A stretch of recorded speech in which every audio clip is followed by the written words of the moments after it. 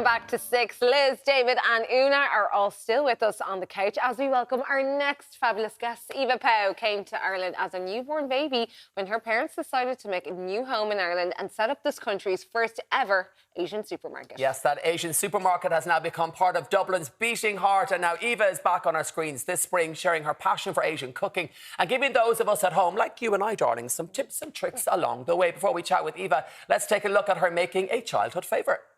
Making banana fritters always reminds me of going to a Chinese restaurant with my parents as a kid. This was my go-to dessert. Beautiful golden nuggets. No wonder my kids love them.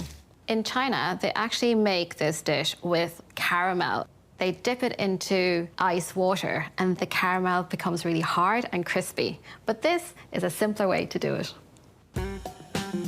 You couldn't have it without a scoop of ice cream.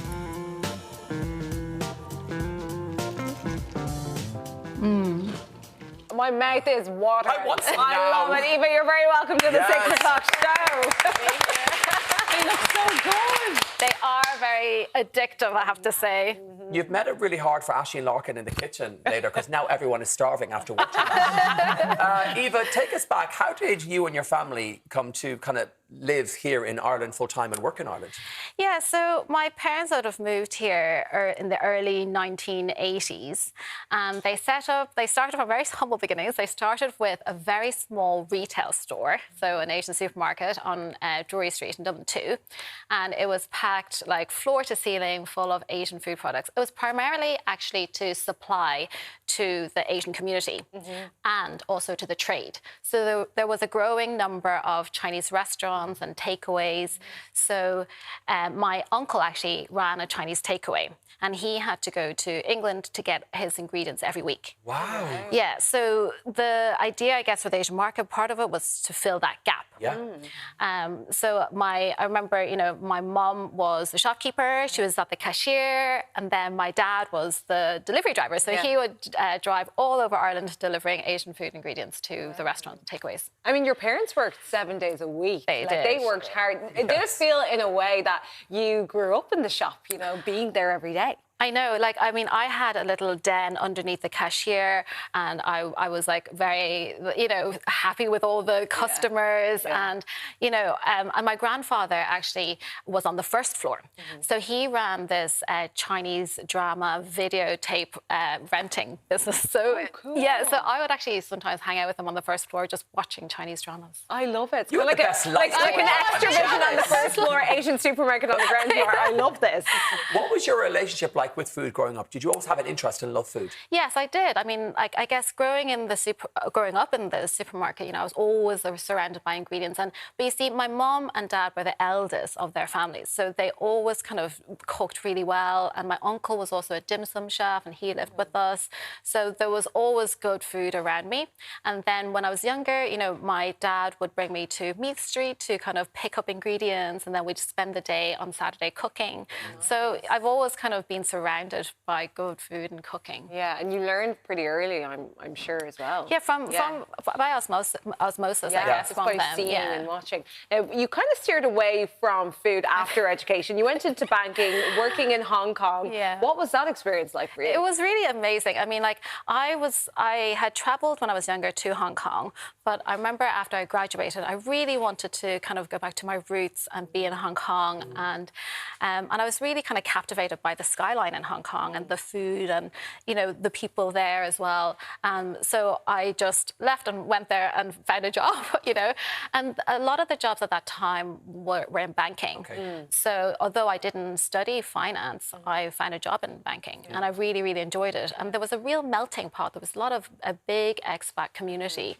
And I really, really enjoyed my time there. You know, I was working hard, but I was playing hard at the same time. You know? As you should, as you should. You then made the decision to return to Ireland and be with your family. Why was that? Yeah, I mean, I was working in banking for a good, 8 years. And, you know, after that, you know, I remember burning out at least twice a year. And then my parents actually came back for a visit. And I went on a visit with them to Malaysia to visit like a food supplier. And I think that really reignited my passion for food. And I was like thinking, yeah, you know what?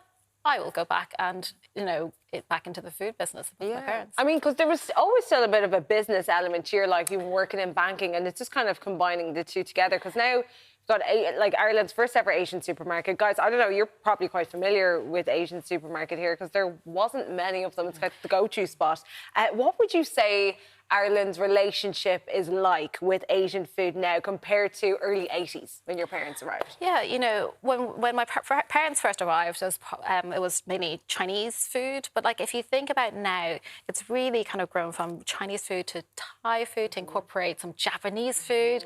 Seriously, I remember when I was in college, sushi was not a thing, and it was only one restaurant, and eating it, people were like, "Oh, you eat sushi?" And well, now it seems to be the thing. Everywhere. Everyone loves it. It's very mainstream. chic. Yeah, it is exactly right. We were chatting. I was trying to remember the first time I would have had a Chinese takeaway dish, and I think it was when I was in the UK, maybe in the late 90s, early noughties.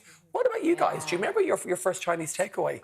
I had an Indian boyfriend in London in the 1980s, late 80s, and he took me to dinner for my first Indian meal. And I absolutely adored it. I absolutely adored it. And to this day, I love Indian food. I always remember that moment. I had my first Indian takeaway on national television on Big Brother 25 years ago this summer. Yes. We were speaking earlier about social media. It obviously has its pros and cons, but for you, it's where you find a lot of the food trends that are happening. Yeah, I mean, it's really interesting because I usually, for social media, to stay on top of things, you really need to see what people are eating. You do. Yeah. And then I would not need to stock it as well. But, it really does work for you because I remember stocking this ice cream mochi. I saw it somewhere and I really loved it. I was like, oh, we've got to have this. And I brought it in. And I was trying to promote this for 6 to 8 months until someone on TikTok decided to eat this. And then it was I couldn't keep it on shelves, really. Isn't it funny just the power of social media? I know. Because I was saying, now I see so many vlogs of people, taking everyone on their shopping trip to the Asian supermarket. And I can't, it's addictive to watch. I'm what's in the trolley? What did they get? But I suppose you're taking all that knowledge and seeing all these trends on social media of Asian food and putting it into your shows. So tell us all about Eva Pau's Asian Kitchen. Oh, yeah. So Eva Pau's Asian Kitchen, I'm trying to really demystify kind of Asian ingredients to the home cook. So really kind of create some authentic meals that you can easily create at home because I'm a home cook myself. So, I'm trying to introduce new ingredients, that I find that are popular in the store as well. Yes. So, yeah, definitely, miso or sushi ingredients, Korean ingredients, seaweed, all of that. Have you got a favourite right now? What is kind of the main trend you're seeing right now or what customers are loving? Yeah, so they're loving the Korean type of rice cake, the tteokbokki kind of, and then the Korean ramen noodles. They're kind of the spicy ones. Oh, nice. Yeah. And kimchi. Kimchi is also... Love kimchi. Very good for your good health. Good health. I'm sure Aisling will agree with me. I can't have anything too spicy, remember. Eva, thank you so much for joining us on 6. Give it up for Eva Pau, everybody. We need to get some kimchi. I do. Eva Pau's Asian Kitchen airs Wednesdays at 8 o'clock over on RTÉ One. We're in the kitchen next where Aisling is making cumin crispy lamb. You can't wait. See you in 3. Busy kitchen.